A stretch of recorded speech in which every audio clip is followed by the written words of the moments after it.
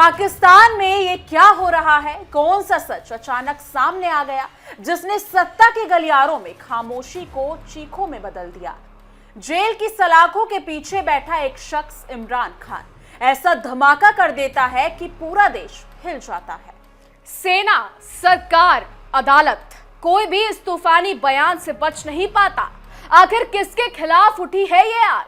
क्यों कहा जा रहा है कि पाकिस्तान की सत्ता अब सिर्फ एक ही आदमी के हाथ में कैद हो चुकी है?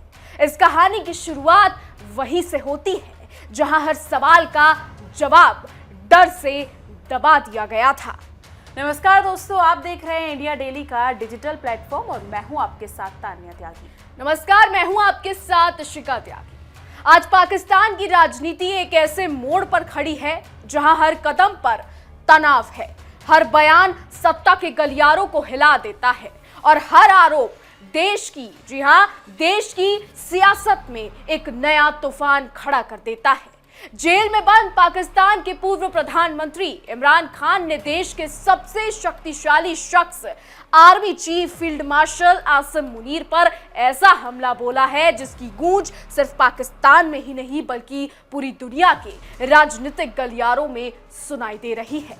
जी हां, इमरान खान ने मुनीर को मानसिक रूप से अस्थिर, सत्ता के लालच में डूबा हुआ व्यक्ति और आधुनिक काल का सबसे अत्याचारी तानाशाह बताया है। लेकिन इस बीच हम आपको यह भी बता दें कि पाकिस्तान में फील्ड मार्शल आसिम मुनीर को सबसे शक्तिशाली कहा जाता है। हालांकि वहां पर सत्ता किसकी चलती है ये सब जानते हैं, पीएम और फील्ड मार्शल में से यही नहीं पता कि सत्ता वहां चलाता कौन है। इसलिए तो पाकिस्तान में आसिम मुनीर को सबसे शक्तिशाली जो है आदमी कहा जाता है। बिल्कुल, लेकिन सवाल यहाँ ये है कि आखिर इमरान खान ने इतने महीनों की चुप्पी के बाद ये इतनी तीखी भाषा क्यों इस्तेमाल की?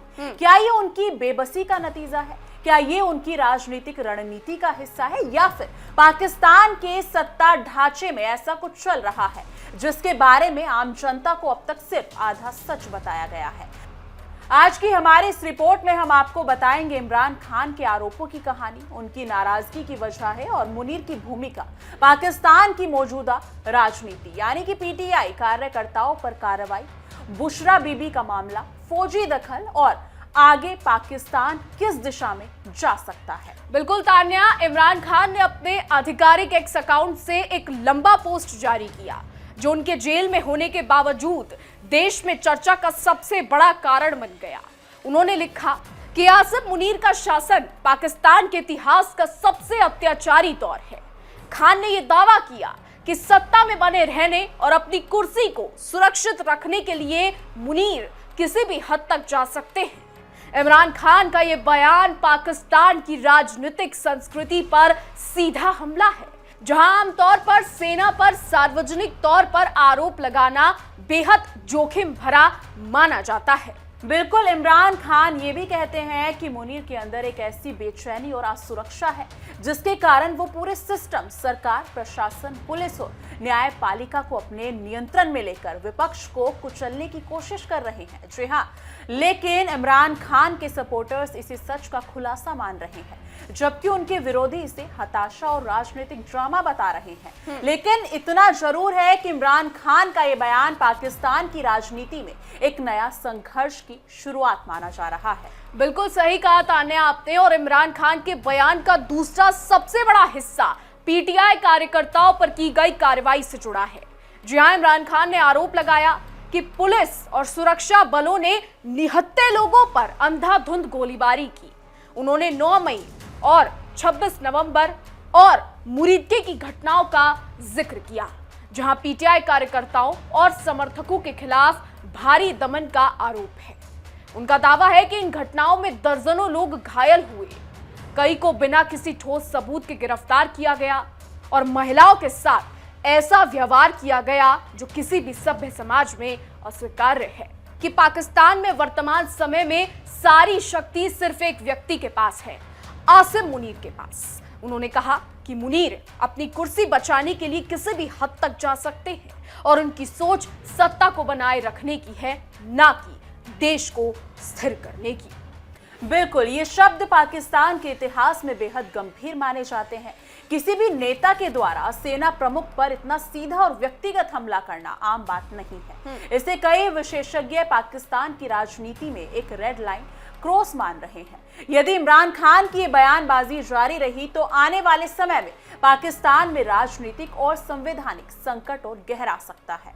बिल्कुल तान्या, और इमरान खान ने यह भी दावा किया है कि उनके खिलाफ चल रहे अधिकांश केस कमजोर हैं और अदालत में टिक नहीं पाएंगे, लेकिन सुनवाई को जानबूझकर खींचा जा रहा है ताकि वे लंबे समय तक जेल में रह सके और राजनीति से बाहर रहें।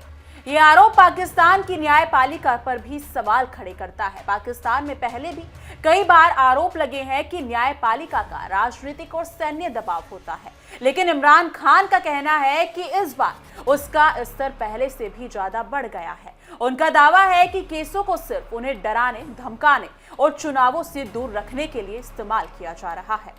पाकिस्तान आज जिस दौर से गुजर रहा है वो बेहद अस्थिर है। आर्थिक संकट, राजनीतिक टकराव, सेना का बढ़ता दबदबा और जनता का भरोसा तेजी से कमजोर होता जा रहा है।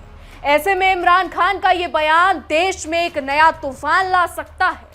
उनकी पार्टी पीटीआई पहले ही दावा कर रही है कि उन्हें चुनावों में रोका जा रहा है और सेना लोकतांत्रिक प्रक्रिया में दखल दे रही है। बिल्कुल दूसरी तरफ सरकार का कहना है कि इमरान खान के खिलाफ केस वास्तविक है और कानून अपना काम कर रहा है। लेकिन आम जनता के बीच ये बहस लगातार बढ़ रही है कि पाकिस्तान की असली सत्ता आखिरकार किसके हाथों में है। क्या ये चुनावी सरकार के हाथ में है या सेना के पास? इस सवाल का जवाब ही पाकिस्तान का भविष्य तय करेगा। यदि इमरान खान की इस बयानबाजी का सिलसिला जारी रहा ना तान्या, तो आने वाले समय में पाकिस्तान में सत्ता संघर्ष और तेज हो सकता है। पीटीआई की सक्रियता बढ़ेगी, सरकार और सेना के खिलाफ विरोध प्रदर्शनों में उछाल आ सकता है और इससे पहले से कमजोर अर्थव्यवस्था पर और ज्यादा दबाव बढ़ेगा। दूसरी ओर अगर सरकार और सेना इमरान के खिलाफ और सख्ती दिखाती है तो ये अंतर्राष्ट्रीय स्तर पर भी पाकिस्तान की छवि को नुकसान पहुंचा सकता है। दुनिया पहले ही पाकिस्तान के राजनीतिक ढांचे को लेकर चिंतित है। ऐसे में इमरान खान का ये खुला हमला पाकिस्तान को और राजनीतिक अस्थिरता की ओर धकेल सकता है।